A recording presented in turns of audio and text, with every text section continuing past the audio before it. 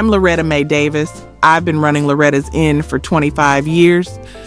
Forgetfulness, it happens to everyone.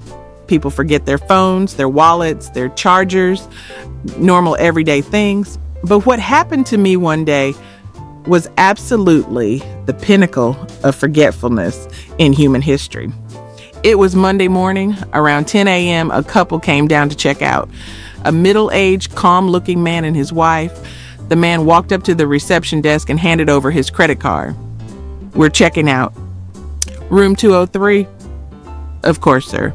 How was your stay with us? It was perfect, thank you very much. Amanda processed the transaction. The man completed the payment. He grabbed his suitcase and he walked out the door. His wife was still sitting in the lobby. She was absorbed in her phone. The man got in the car outside. The car drove away. And just like that, he was gone. I thought to myself, the woman will come out soon. Maybe the man just went to use the restroom. But no, the man had really truly left. 5 minutes passed, 10 minutes, half an hour. The woman was still sitting in the lobby. She had started reading a book. Amanda looked at me. Loretta, did this woman's husband leave? I think so. Then why is she still here? Good question, very good question. I approached the woman. Excuse me, ma'am, can I help you? The woman looked up. No, thank you, I'm waiting for Harold. Who is Harold? My husband. He was going to pull the car to the parking lot. He'll be back soon. I looked. There was no car in the parking lot. No Harold. Nothing. Well, your husband checked out and left. What? The woman laughed. No, he just pulled the car around. He's coming to pick me up. Ma'am, I witnessed the checkout myself. Your husband paid and left. The woman's face changed. First confusion, then doubt, then slight panic. Harold would never leave without me. We've been married for 35 years. Are you sure? Maybe there's a misunderstanding. The woman pulled out her phone, called Harold, no answer, called again. Still no answer, sent a text, unread. Harold, the woman said loudly, as if the man could hear her. This man forgot me. And just like that, the forgotten spouse case began in my lobby. The woman's name was Margaret Henderson. 58 years old, retired teacher, married for 35 years. And she had been forgotten by her husband in a hotel lobby. This is impossible. Margaret kept saying, Harold is a very careful man. He never forgets anything. Then how did he not notice you during checkout? I asked. I don't know. Margaret stood up. This man has sat across from me at breakfast for 35 years. He knows my face by heart. How could he forget? Amanda whispered. Maybe his eyes were closed at breakfast. Margaret heard. His eyes were open at breakfast because he was looking at his eggs. Maybe he just forgot today, I said, trying to be diplomatic. He hasn't forgotten me in 35 years. There's a first time for everything.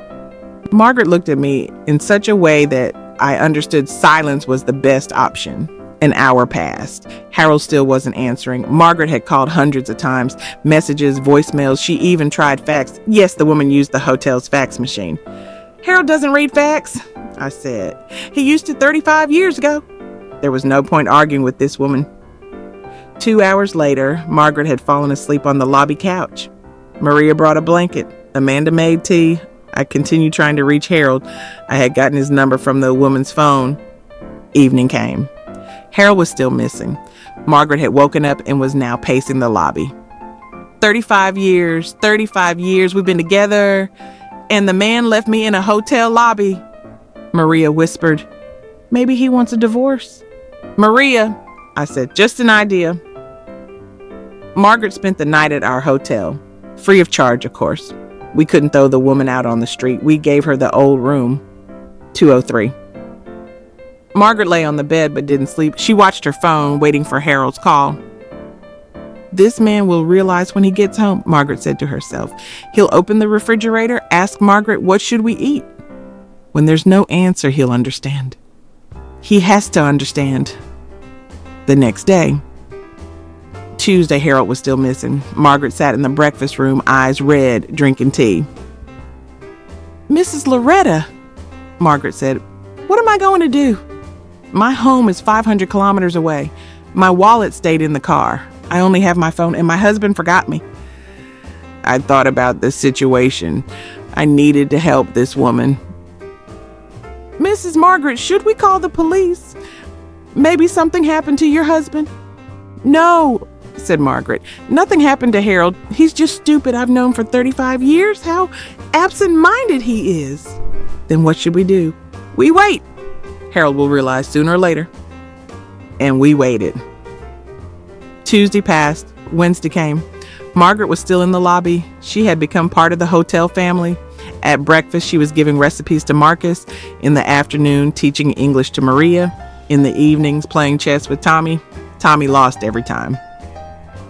Mrs. Margaret, were you a teacher? Amanda asked. 35 years. English and literature. It shows. You're very knowledgeable. Margaret smiled proudly, but immediately her face fell. But my husband is stupid enough to forget me. Wednesday evening, 3 days later, the phone rang. Amanda answered. Loretta's in. How may I help you? A panicked voice came from the other end. My wife. Is my wife there? Margaret Henderson? Amanda looked at me. I looked at Margaret. Margaret lunged for the phone. Harold? Margaret, for God's sake, were you there the whole time? I've been searching for you for 3 days. You were searching? I called you 500 times at least. My phone stayed in the car.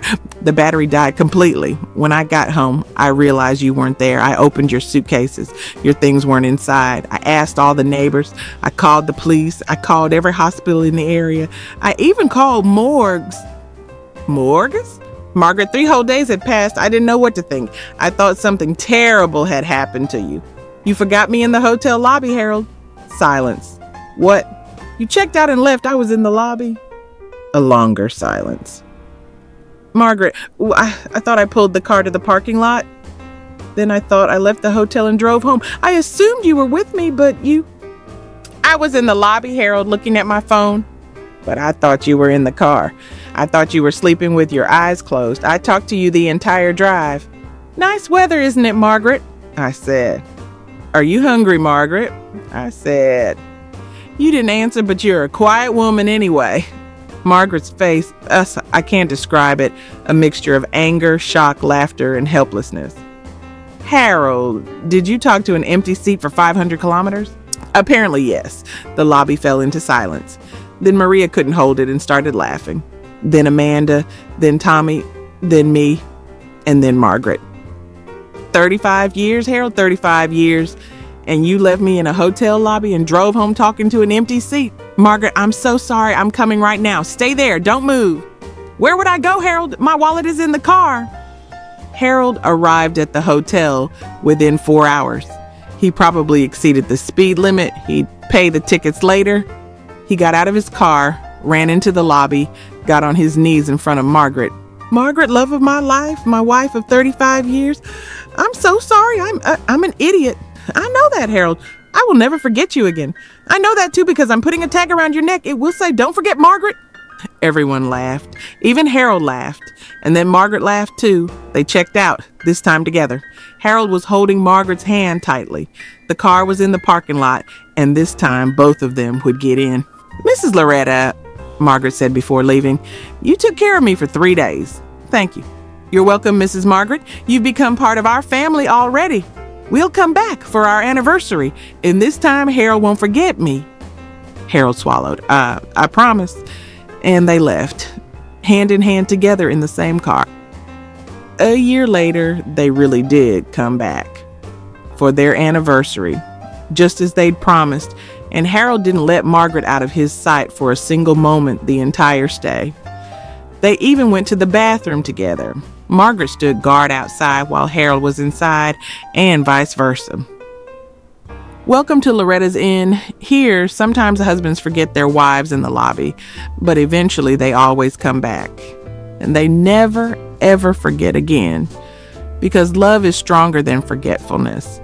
Even 500 kilometers worth of forgetfulness.